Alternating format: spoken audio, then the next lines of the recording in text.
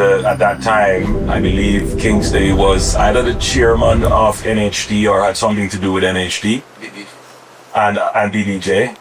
And the government of the day, under Prime Minister Patterson, decided to purchase the property. And they got the property for a fairly good deal. I won't say what the price.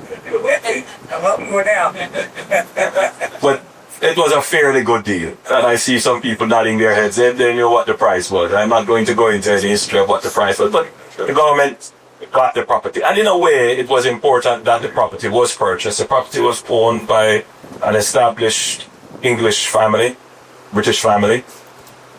So the property obviously passed through the colonial era. And so it was repatriated essentially, the ownership of the property. And therefore, the seed was planted as to what this property could be. And let me read something to you here. Dear proponents, the Harmony Cove will be the most exclusive colony that the Caribbean has ever known. At this exquisite oasis, guests and residents will discover an array of estate villas, elegant homes, impeccably appointed townhouses, fine resort accommodations, and charming boutique hotels. Here, guests, every whim and fancy will be catered to, and every heart's desire fulfilled. This magnificent community has been inspired by Jamaica's defining characteristics, a rich cultural heritage, an incomparable geographical landscape, and an exciting and colorful history. The selection process will demonstrate the required integrity, fairness, and transparency for the identification and selection of developers. The successful proponent will be the one whose proposal best fulfills project's vision and who has the requisite experience and financial strength to translate this vision into reality. Join us in realizing the dream of Harmony Cove, a unique AAA 5-diamond prestigious destination. We therefore invite you to accept the challenge and grasp the opportunity of realizing this vision. This was the cover letter in the request for proposals document developed in October 2004. And this was signed Kingsley Thomas, chairman of the Harmonization Limited. I have a copy of the original request for proposal document. So I consider this a birthday gift.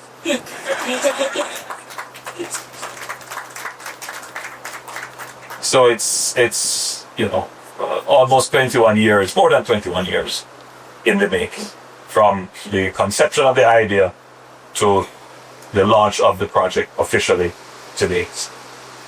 Now, I came into this in 2016,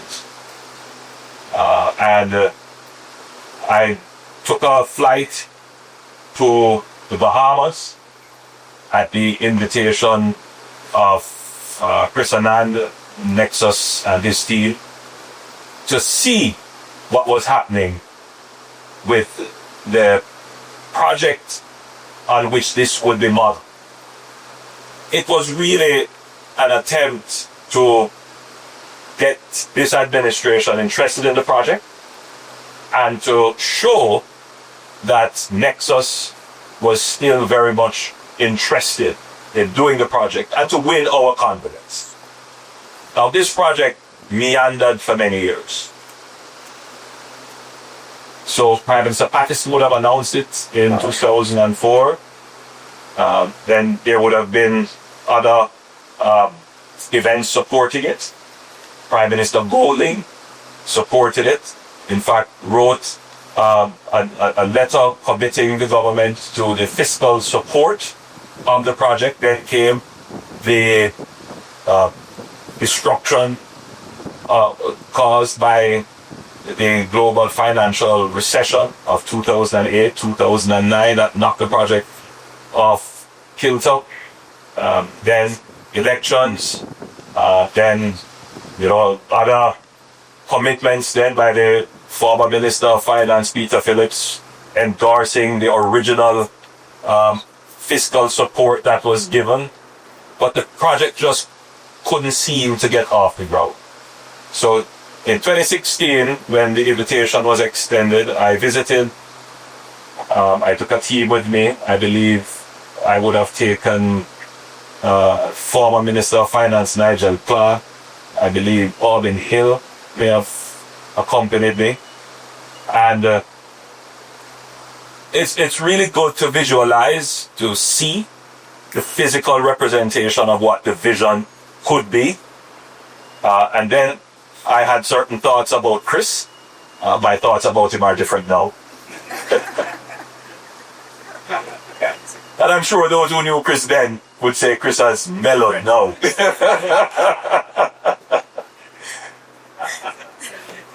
Winning's hard. So,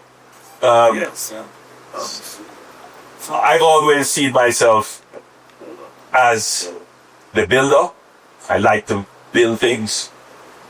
So I like to be kinetically involved in getting things done. Yeah, I'm a dreamer. I have visions too. And they are very important. But the critical thing at the end of the day is, did you get it done? Yep. Yeah. That's what really, really, really, really matters. Yep. And so I came back, I took advice on the project. Now, a project of this magnitude, for everyone who is gathered here, just to be clear, there are many risks involved in a project like this. Many. And governments have to be super careful.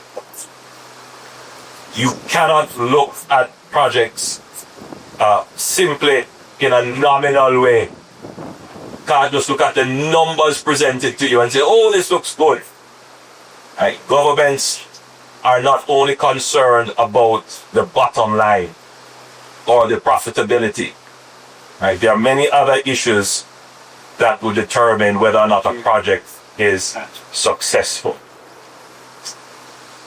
And governments that are in the position that Jamaica finds itself in is oftentimes forced, I use that words in quotation mark, to make decisions on projects that sound good on paper, but when they are implemented, they create all kinds of challenges and problems. I have decided that for Jamaica, we are going to be, first of all, very cautious in the investments that we undertake.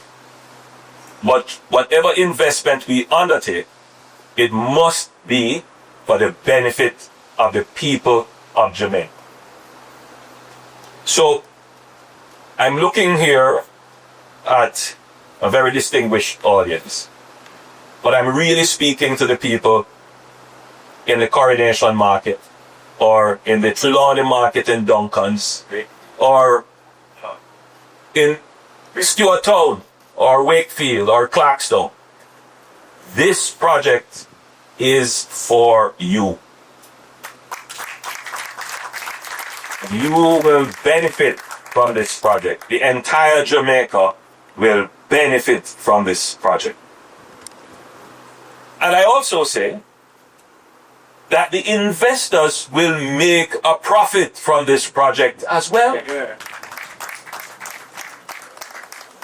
This administration is pro the benefit of the people. We are not anti-profit.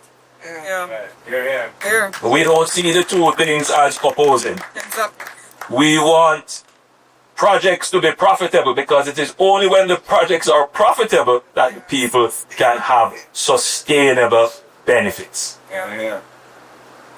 And that is the intersection that we try to achieve in this project. So, the project laid fallow for maybe 11 years before I took it over. And the big question for us was, could we give the level of fiscal incentives that were originally promised?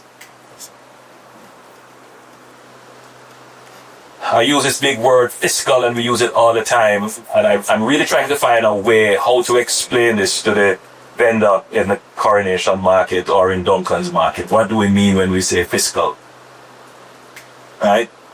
I'm not going to try to do it today, but suffice to say that the government did not give up more than it had to for this project to be considered feasible. Yeah. The public purse was not sacrificed to make this project profitable. That's the best way to explain it. The people of Jamaica are going to get from this project significant benefits, and in fact more benefits than what we would have had to give as incentives. Yeah. And I want to say this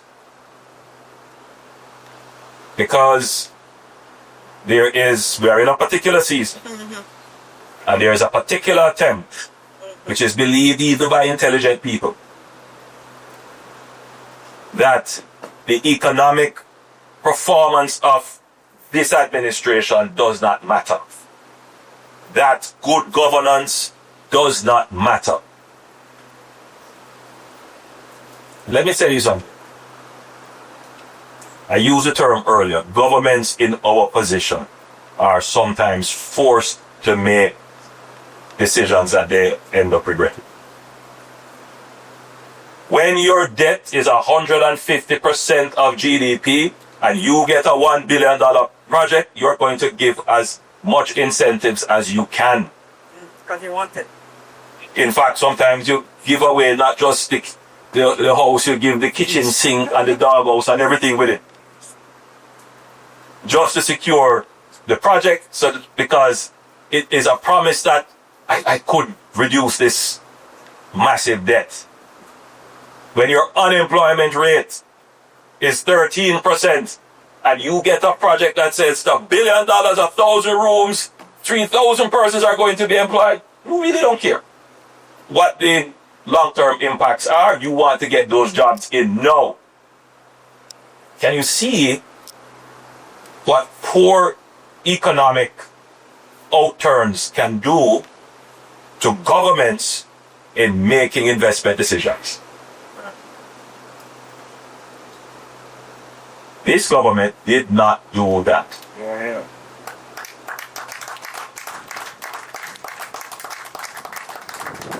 We had, and Chris will tell you,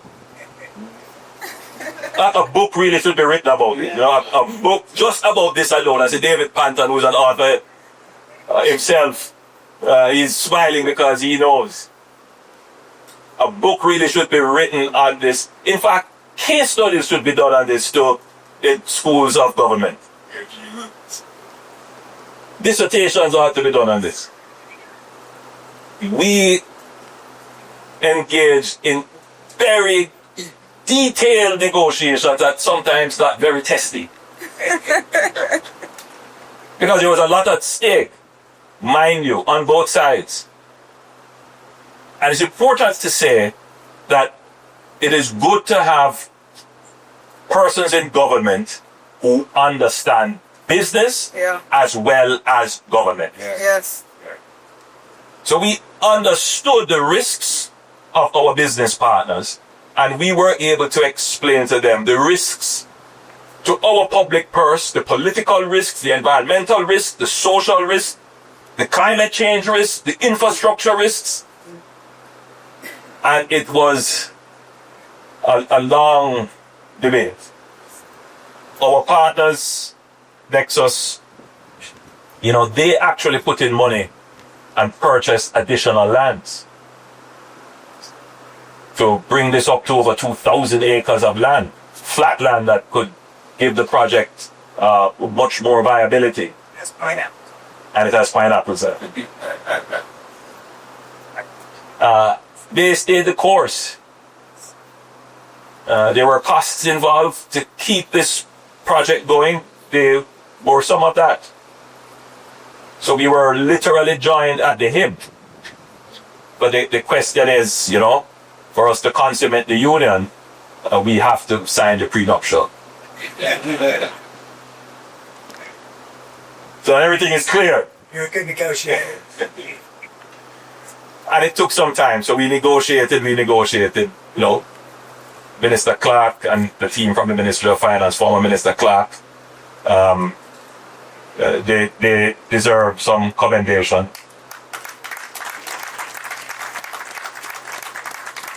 I will take some of the shine off that and say, it took too long. I got many calls of frustration, including, we've gotten an investor now, and if we don't sign now, the investor is going to leave. We understand, don't we? We understand. So, anyway, we eventually settled the tax issues and the other incentives, and we're here today with a very solid agreement that will form the corners within which this investment will operate. There is a lesson to be learned that to attract investments, you must create incentives for investment. But if you have to give incentives for the investment to be profitable, you're going to be stuck eventually paying for that investment. That needs to be said and understood. The notion of incentives attracting investments, if not properly managed, can end up being the government paying for the investment. And so we're very careful not to be caught in that trap. That's bad fiscal management. How do you attract investment then, if incentives are not the primary source of attraction? Chris, you said it. You came to Jamaica and you saw that Jamaica has the most routes, flights coming in, most seats coming in. Even though they're, badmouth us about crime and violence, we still have more people coming here and increasing year after year after year. You left your all-inclusive and went to Rick's Cafe and you caught the vibe. You almost jumped off the cliff.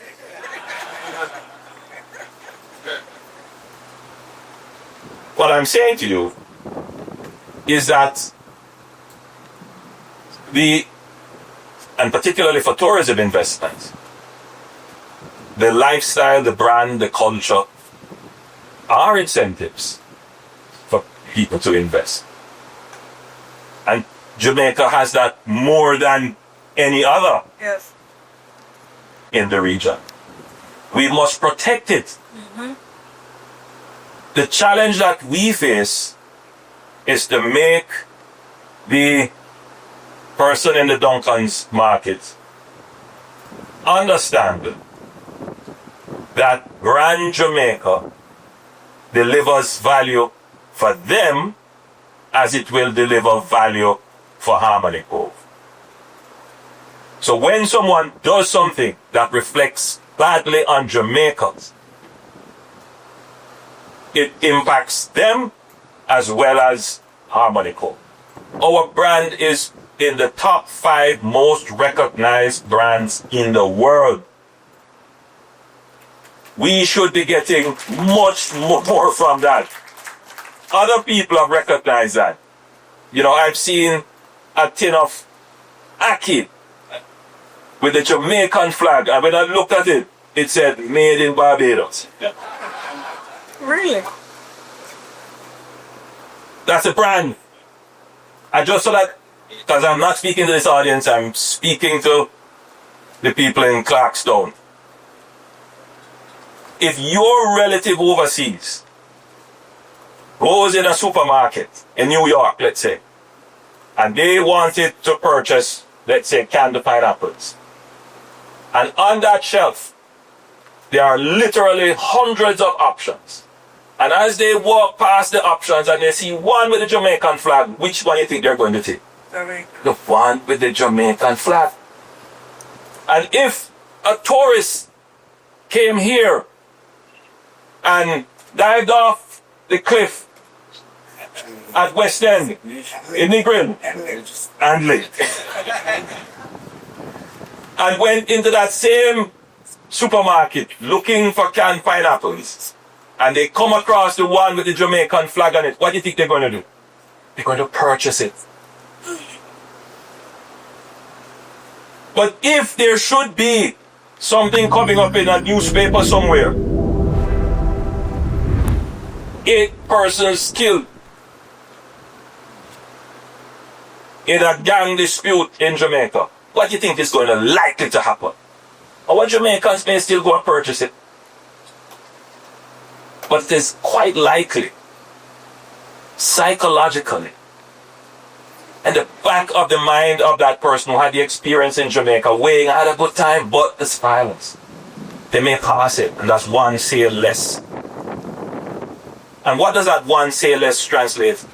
It could be the very pineapple that you grew here in Jamaica, which was processed and exported. The brand is valuable. That is why Tavistock and Nexus are here, to leverage the brand, to position their product, to bring people here. Don't destroy our brand with violence and un-Jamaican behavior.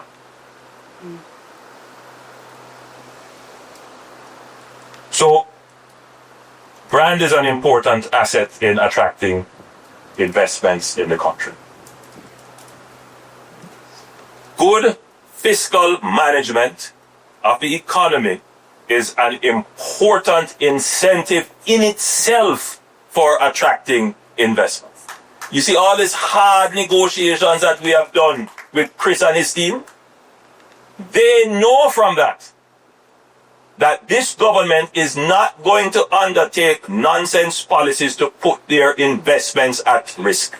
They know that now. They know that we are strong on tax policy and we're not going to willy-nilly change tax policy on them. They know that when they lay out their next 20-year plan, they know what the tax levels are going to be with very strong certainty. Yes. We have given investors certainty.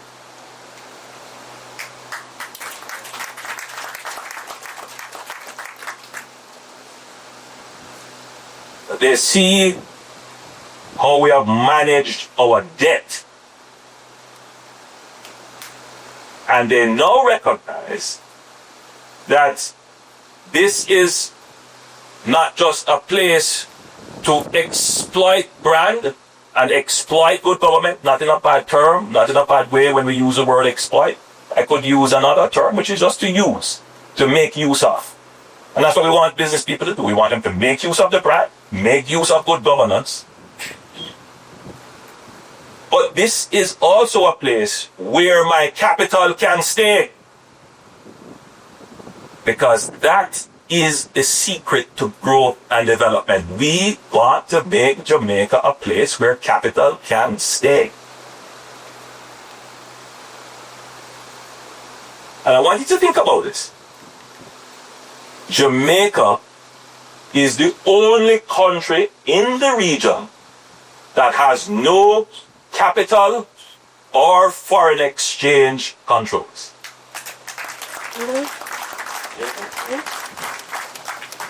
Think about that. Counterintuitive. is that, well, if you don't have foreign exchange controls and you don't have capital controls, then Tavistock and all of them are going to take out your money. But think of it in the reverse.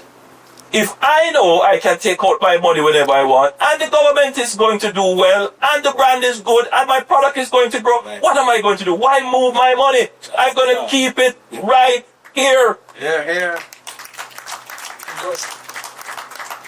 And that is exactly what this administration has done. Now, it's just for me to get the person who is selling in the market or working in the call center to appreciate and understand the importance of that. That didn't happen overnight. That is a deliberate strategy of this administration, because the reverse policies could have been true.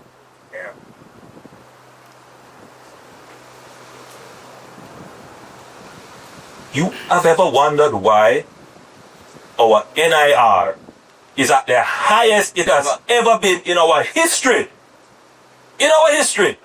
But yet, we have no foreign exchange control. We have a freely floating foreign exchange.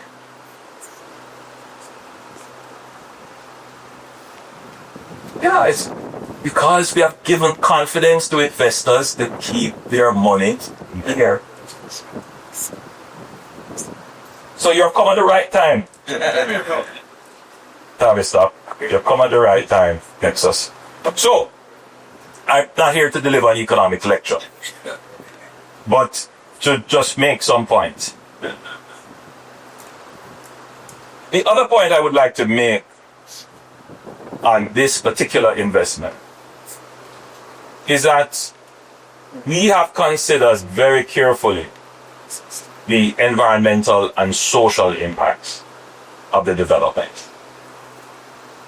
We are going to be giving up probably the last pristine beachfront asset of this size for development, and therefore we have to be super careful what is being done here. And a lot can be done here. So we will be in close partnership with you to ensure that not just the financial interests, but the social, cultural, and economic interests are maintained. Now, for the developments that are happening in tourism, we have articulated a new policy direction, and in our upcoming manifesto you will see more of it. That the history of tourism development in Jamaica is that we built the hotels and then the people came. And the people had to find their way. And so what you have is a juxtaposition of salubrious circumstances, and right next door it is despair. It runs in contradiction with the brand and the message.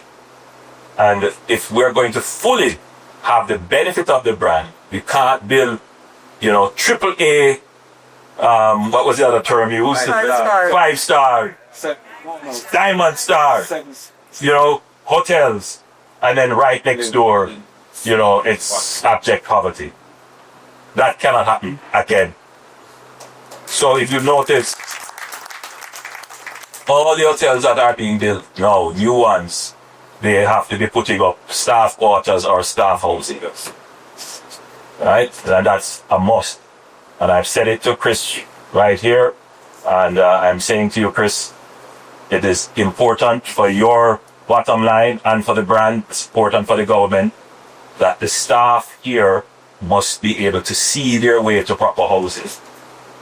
Yep. So there would be provisions for housing. Now you have enough land, and the concept is a community. Yeah. And so I would expect that there would be an inclusive approach with the people who live in the area and who will come about what this product is going to be. Because ultimately the product is the people. Then we have also said that for our economy to grow, we need to increase the complexity of the economy. And complexity is a kind of new way of looking at growth. It's not just about increasing production and so forth. It's about how do we make the industries come together to increase your production. So linkages is important. And unfortunately, tourism has grown in an all-exclusive way almost. In the last decade or so, we have increased the lines of linkages, particularly with agriculture and some manufacturing and entertainment. It is not as strong as we would like. In our upcoming manifesto, you will see how we intend to improve the linkages with tourism. We have complaints about linkages with entertainment. Many of our entertainers feel that their product is being devalued and they are not getting the full support of the tourism industry. Yeah. The product that we offer must be diverse. So we're going to have entertainers from Cuba and the Dominican Republic because guests want variety. But the core must be the Jamaican culture. And it must be supported. And where there are shortcomings, we must work to develop them. So I'm saying to you, Chris, that studio is a good idea. There's no shortage of talent here. Yes, so let's give them the assets to develop it. And they must never feel that, they don't have a guaranteed place here. Our manufacturers have also complained, the beds, the chairs, the sheets, the this, the that. We understand we won't be able to produce everything. But, we need to give them the line, give them long-term contracts so that they can invest, and eventually they will build. We intend to have some discussions with you on how we're going to ensure that our manufacturers are keyed in to this development. But the big one is agriculture. There is no question in my mind that we have the capacity to supply most of what you need. We already supply quite a, and I'm proud to say that in terms of chicken meat, we have the capabilities to supply that, and we have been doing well with that. But in most other things, we can. But we need the tourism industry to provide our farmers with long-term supply contracts so that they have the certainty in making the level of investment to move from artisanal farmers and small farmers to commercial and industrial level agriculture. And that is what I would want to see in this project. And I will be personally picking up the phone and calling you, Chris, to say, how are we progressing with the linkages between the community agriculture in this area and what gets served on the plates here? It's mutually beneficial. Very much so, mutually beneficial. So, this project must result not just in the growth of the bottom line of the developers, but it must result in the growth of our GDP and in the growth of the households that are connected to it. That is the objective. So, ladies and gentlemen, it gives me absolutely exquisite, great pleasure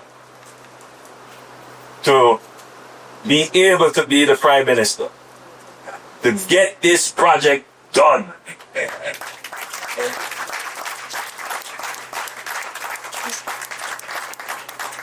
Now I came here expecting a groundbreaking.